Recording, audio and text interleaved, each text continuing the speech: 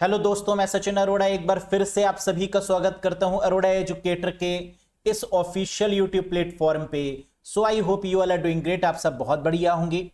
आज के सेशन में हम लोग बात करेंगे आईबीपीएस एसओआईटी ऑफिसर के बारे में। फुल सिलेबस क्या है, इसका सिलेबस कैसे तैयारी करें, पैटर्न में क्या कोई बदलाव है, हमें प्रीवियस ईयर को फोकस करना पड़ेगा यहां पर, या 2021 से लेकर 2025 तक जो क्वेश्चन एग्जाम में पूछे गए उनको फॉलो करना होगा, कैसा रहेगा पैटर्न, किन किन टॉपिक्स को पढ़ना होगा आईटी ऑफिसर के रिगार्डिंग। आइए कंप्लीट बात करते हैं दोस्तों इस पार्टिकुलर सेशन में। कोई डाउट है अगर आपका जो इस सेशन में रिजॉल्व नहीं हुआ है तो आप मुझे व्हाट्सएप कर सकते हैं इस पर्टिकुलर नंबर पे और आपके कंफ्यूजन को मैं सॉल्व जरूर करूंगा। Let's get started guys. सबसे पहले दोस्तों अगर हम बात करें प्रोफेशनल नॉलेज इस बार की नोटिफिकेशन की, तो 200 प्लस वैकेंसीज यहां पर आई हैं जो आप लोग ने देखा भी होगा। प्रोफेशनल नॉलेज यानी मेंस की अगर हम बात करें तो आपका जो एग्जाम है वो 3 स्टेप्स में होगा, प्री, मेंस और फिर interview. Pre, mains then interview. अगर हम मेंस एग्जाम की बात करें तो इसमें आपका कंप्यूटर पूछा जाता है, आईटी क्वेश्चंस पूछे जाते हैं, प्रोफेशनल नॉलेज पूछा जाता है। नंबर ऑफ क्वेश्चंस रहते हैं 60, मैक्सिमम मार्क्स होते हैं 60। Medium of examination Hindi plus English दोनों रहते हैं, यानी क्वेश्चन आपको हिंदी में भी मिलेंगे और इंग्लिश में भी मिलेंगे।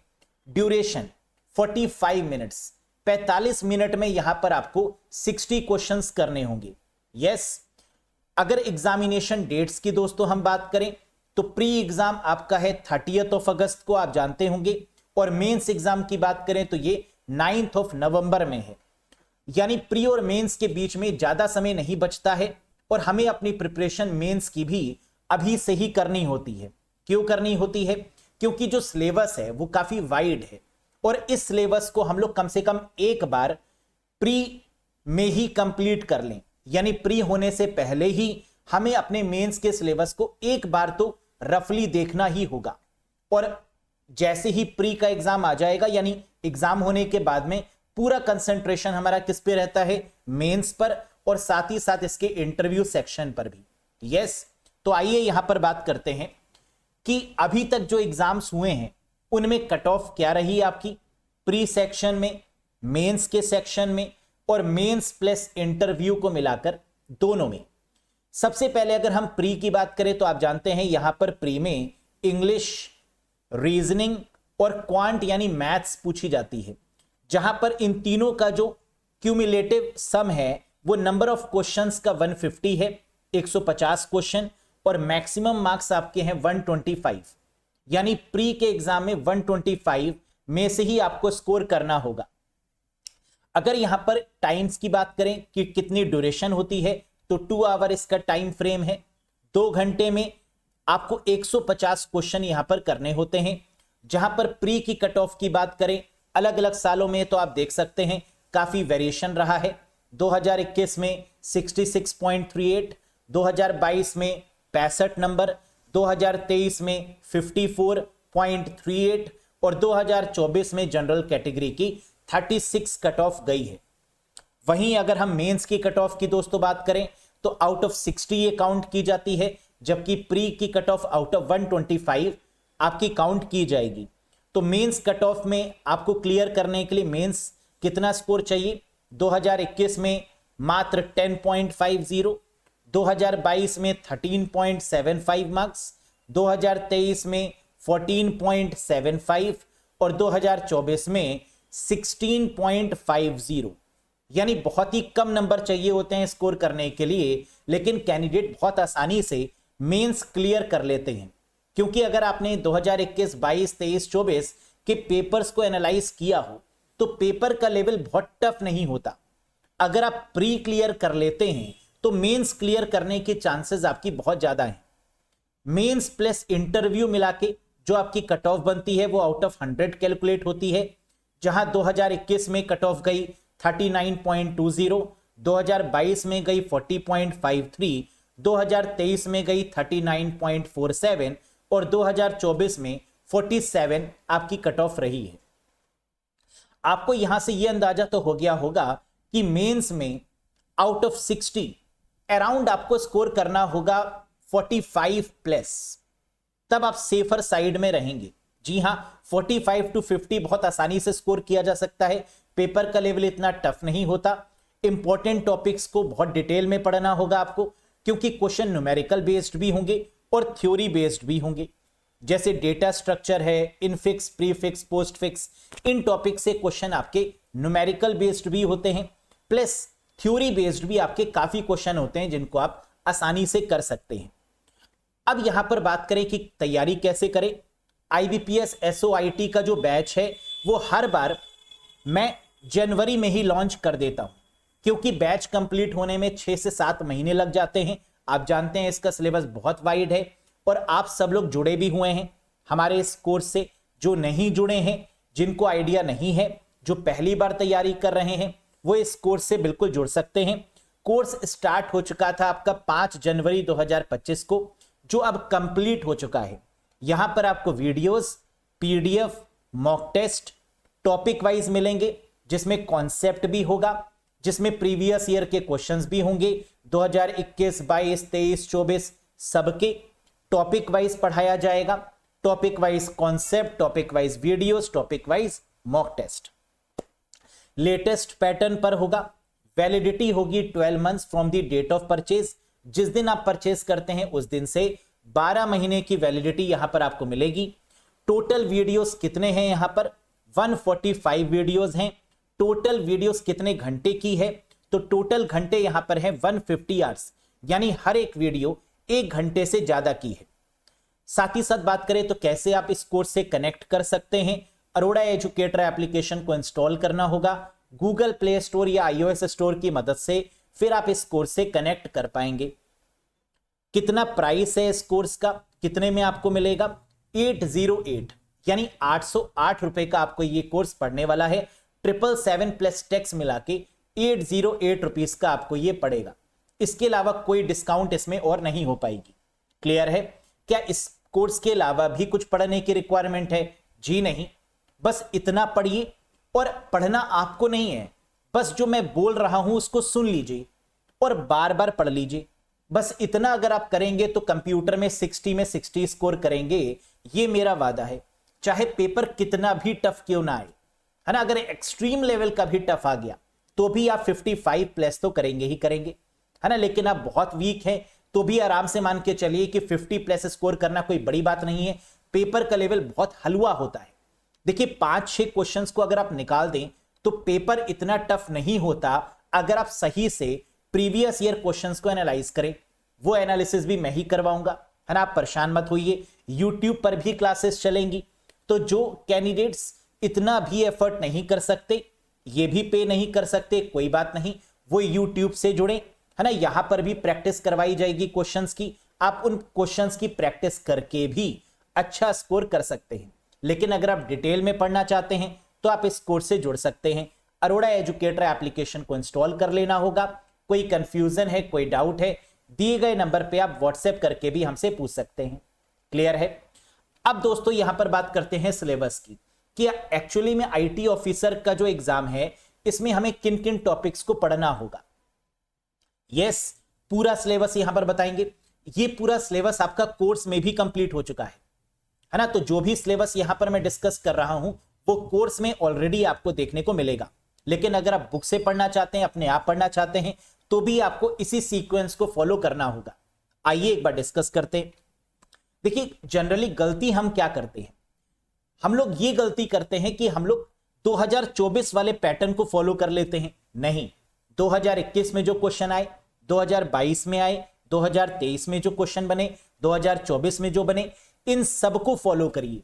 क्योंकि किसी साल डेटा स्ट्रक्चर से ज्यादा पूछ लेते हैं, कभी पाइथन से ज्यादा पूछ लेते हैं, कभी ऑब्जेक्ट ओरिएंटेड प्रोग्रामिंग से पूछ लेते हैं, कभी C++ से पूछ लेते हैं, कभी ऊप्स के कॉन्सेप्ट से ज्यादा पूछ लेते हैं, कभी IoT से ज्यादा पूछ लेते हैं, कभी क्लाउड कंप्यूटिंग से ज्यादा पूछ लेते हैं, कभी नेटवर्किंग से ज्यादा पूछ लेते हैं।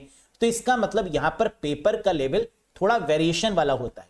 लेकिन हां, इसमें कोई दो राय नहीं है कि अगर आप स्टार्टिंग वाले 15 टॉपिक्स अच्छे से कर लेंगे तो आप अच्छा स्कोर कर सकते हैं। टोटल टॉपिक्स जो आपको पढ़ने हैं वो 30 है, 30। लेकिन अगर स्टार्टिंग के 15-16 टॉपिक्स भी आपने अच्छे से पढ़ लिए, जो यहां मैं बता रहा हूं सारे टॉपिक्स, है ना, तो भी आप बेटर स्कोर कर सकते हैं। लेकिन क्या टॉपिक्स को ऊपर ऊपर पढ़ना होगा?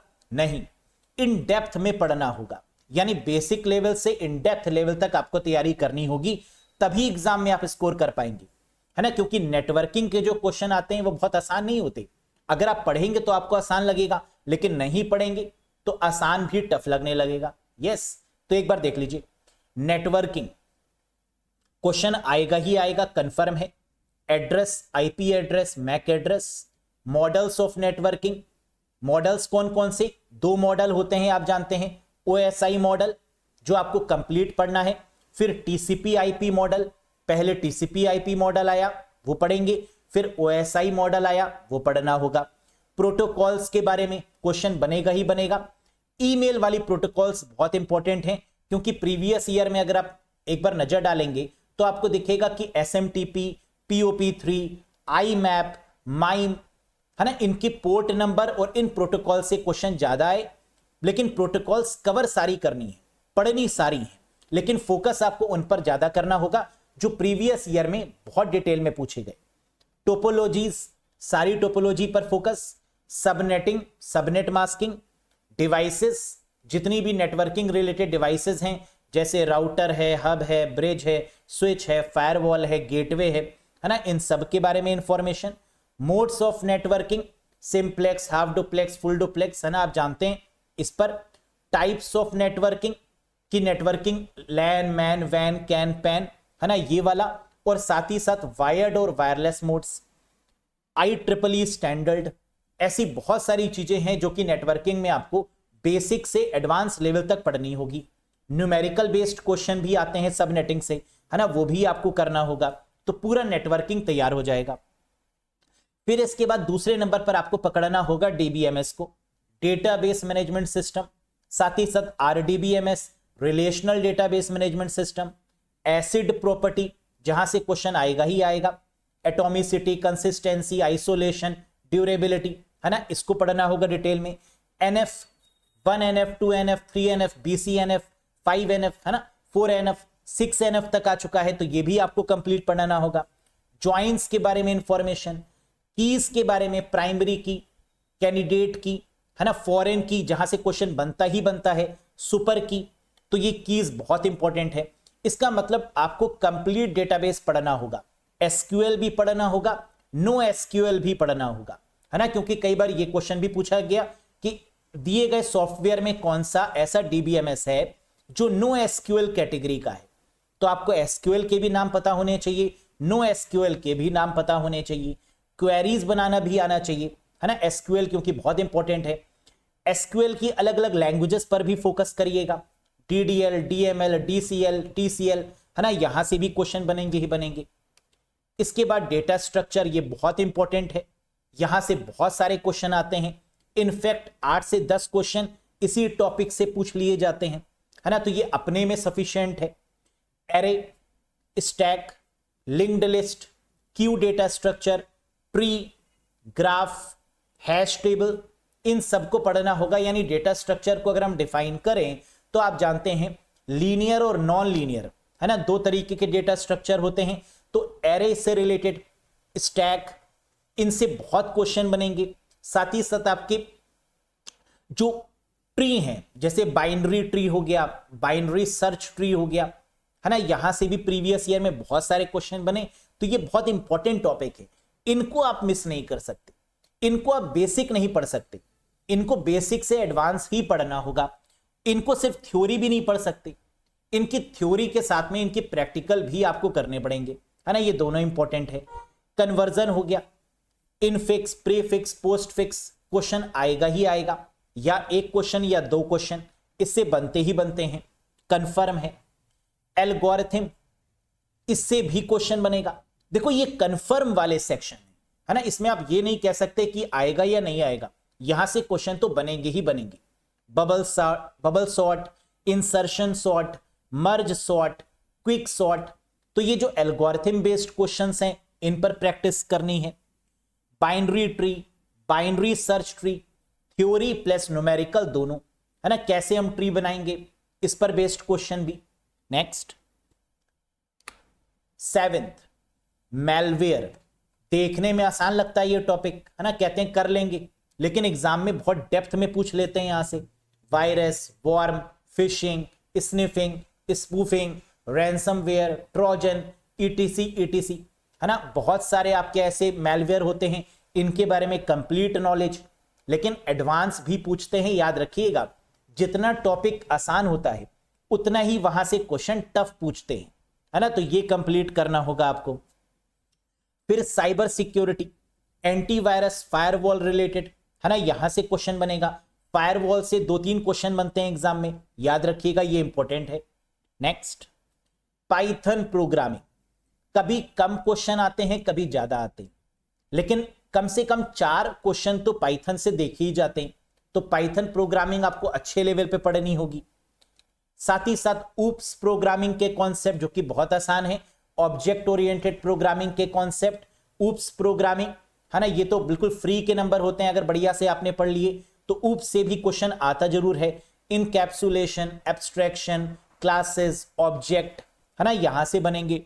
नेक्स्ट C++ प्रोग्रामिंग, जब ऊप्स से क्वेश्चन आता है तो ऊप्स आपकी सेमी ऑब्जेक्ट ओरिएंटेड प्रोग्रामिंग होती है, ऊप्स यानी C++, यहां से भी क्वेश्चन बनता ही बनता है।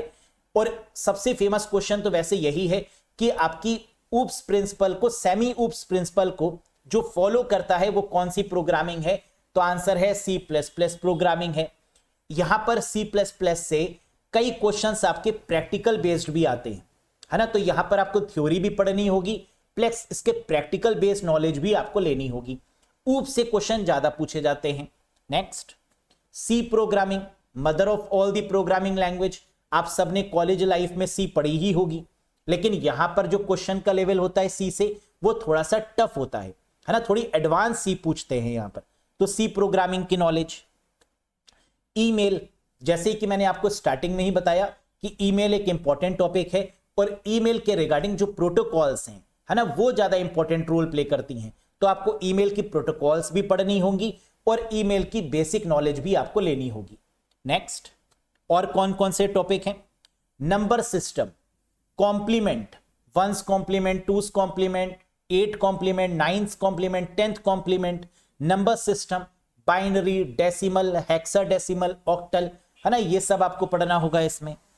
कंप्यूटर आर्किटेक्चर, जिसमें मेमोरीज आती हैं, जिसमें हार्डवेयर कॉन्फ़िगरेशंस आती हैं, कंप्लीट कंप्यूटर आर्किटेक्चर से भी क्वेश्चन बनते हैं, कम से कम 4 से 5 क्वेश्चन, ये भी बहुत इंपॉर्टेंट टॉपिक है।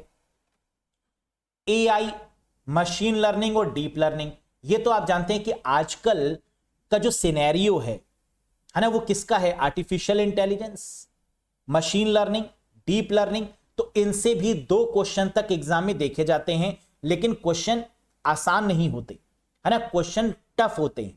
तो अगर आप पढ़ेंगे नहीं इन टॉपिक को तो वो 2 क्वेश्चन आपको स्किप करने होंगे, लेकिन अगर एक बार आपने 1 घंटा 2 घंटे देकर इन टॉपिक्स को पढ़ लिया तो वो 2 क्वेश्चन आपके कंफर्म हो जाते हैं, है ना, क्योंकि उसके बाहर नहीं आते, तो ये टॉपिक्स भी आपको पढ़ने होंगे।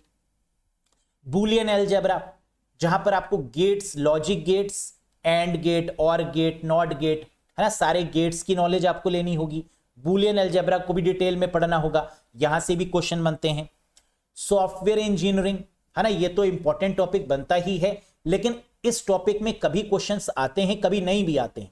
जैसे 2024 की बात करें तो सॉफ्टवेयर इंजीनियरिंग से 1 क्वेश्चन बना था, लेकिन 2022 की अगर बात करें, 2021 की बात करें, तो तब सॉफ्टवेयर इंजीनियरिंग से 5-5 क्वेश्चन भी आते थे, है ना। तो अब एग्जामिनर के मूड पर डिपेंड करता है कि सॉफ्टवेयर इंजीनियरिंग से वो 6 क्वेश्चन भी दे सकता है, 4 भी दे सकता है, 1 भी दे सकता है, और हो सकता है पूछे ही ना, है ना। तो ये रिस्क फैक्टर होता है यहां पर। तो सॉफ्टवेयर इंजीनियरिंग से हमेशा कभी एग्जामिनर पूछता है, कभी नहीं भी पूछता है ना, इसको दिमाग में रख के आपको चलना होगा।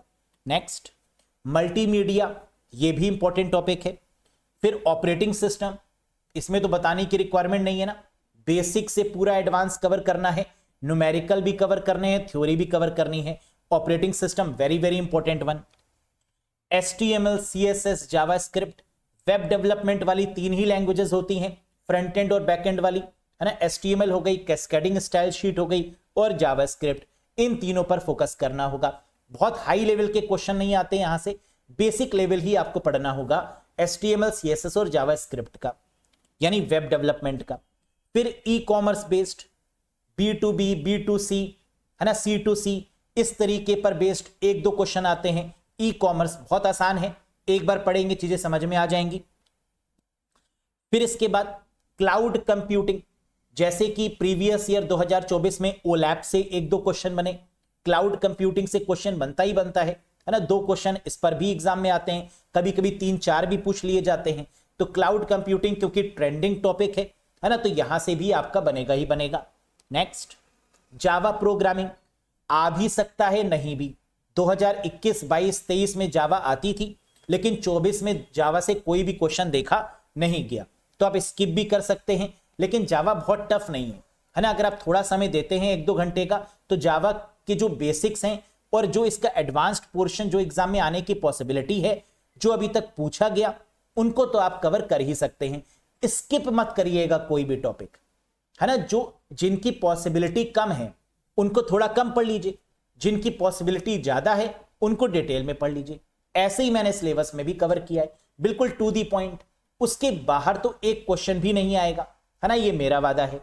नेक्स्ट, TOC और automata, 21, 22, 23 again TOC theory of computation और ऑटोमेटा पार्ट ऑफ सिलेबस था, लेकिन 2024 में नहीं देखा गया। कोई बात नहीं, कभी किसी टॉपिक से ज्यादा क्वेश्चन आते हैं, कभी किसी से कम आते हैं, है ना, नॉट एन इश्यू।